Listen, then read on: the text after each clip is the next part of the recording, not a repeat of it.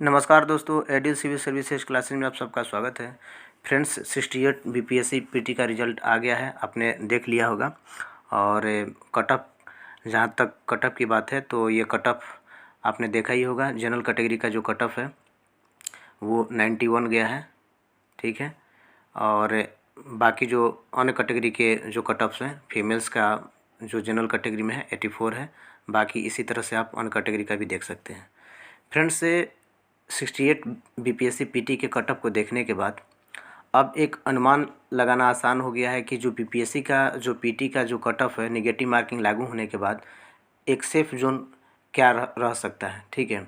अभी तक जो बीपीएससी के पेपर होते थे उसमें नेगेटिव मार्किंग नहीं थी, तो एक कटअप का अनुमान लगाना बहुत मुश्किल था। क्योंकि हम लोगों ने भी अपने चैनल पे कटअप को डाला था, जिसमें हम लोग का प्रेडिक्शन जो था 87 ± 2 था, ठीक है।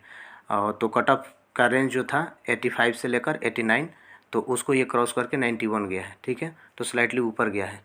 तो अब इसके बाद जो कटअप है आगे के एग्ज़ाम्स में 69 या जो भी आगे का एग्ज़ाम होगा, अब एक अनुमान हम लोग रणनीति के तहत लगा सकते हैं कि एक सेफ जोन जो है क्या हो सकता है और किस तरह से तैयारी की जा सकती है, ठीक है फ्रेंड्स।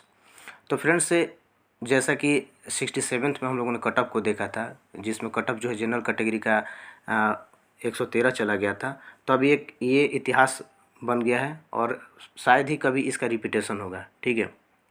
तो नेगेटिव मार्किंग लागू होने के बाद में हमारी जो रणनीति होनी चाहिए वो ये होनी चाहिए कि अब जो हम लोग सेट प्रैक्टिस करेंगे आगे के तैयारी के लिए, आगे के एग्ज़ाम के लिए, तो उसमें हमारी कोशिश होगी कि 95+ जो है हम लोग स्कोर को करें।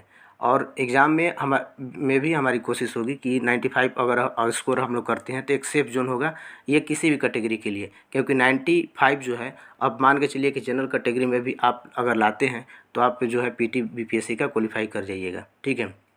ये तब मैं बता रहा हूँ जब पेपर का स्तर जो है इसी के अराउंड रहेगा, इसी की तरह जो इस बार का पेपर था, अगर इसी तरह का पेपर आता है तो कटअप जो है 95 के अराउंड में आपका जाएगा। मैं इसलिए बोल रहा हूँ क्योंकि ये जो इस बार जो सीट थी 68 में, ये अब तक का सबसे बीपीएससी के इतिहास में देखा जाए तो सबसे कम सीट थी।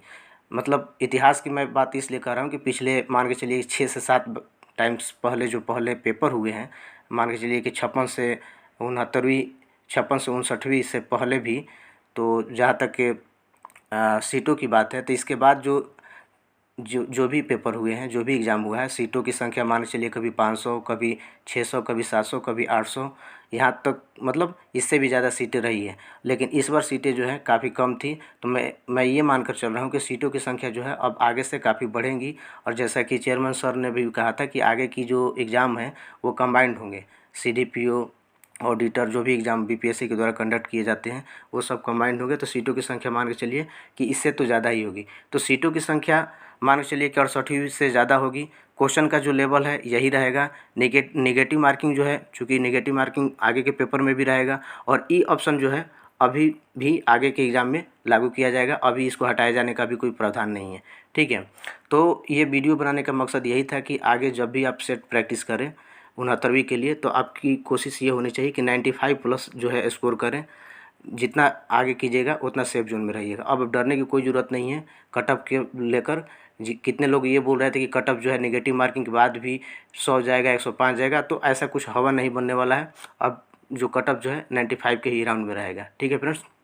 बाकी 69 के लिए हमारे चैनल पे एमसीक्यू चलाया जाएगा, जैसे कि अभी यूपी के लिए चलाया जा रहा है, तो आप उसमें भाग लीजिए, उसमें पार्टिसिपेट कीजिए, जो कि आपके 69 में भी काम आएगा। प्रतिदिन 10 क्वेश्चन उसमें डाले जाते हैं। और अभी से चूँकि रेगुलर आप प्रैक्टिस कीजिएगा तो आगे के एग्जाम के लिए आपकी काफ़ी हेल्पफुल होगा, ठीक है फ्रेंड्स। तो आज के वीडियो में इतना ही, मिलेंगे हम लोग अपने नए वीडियो में, तब तक के लिए धन्यवाद।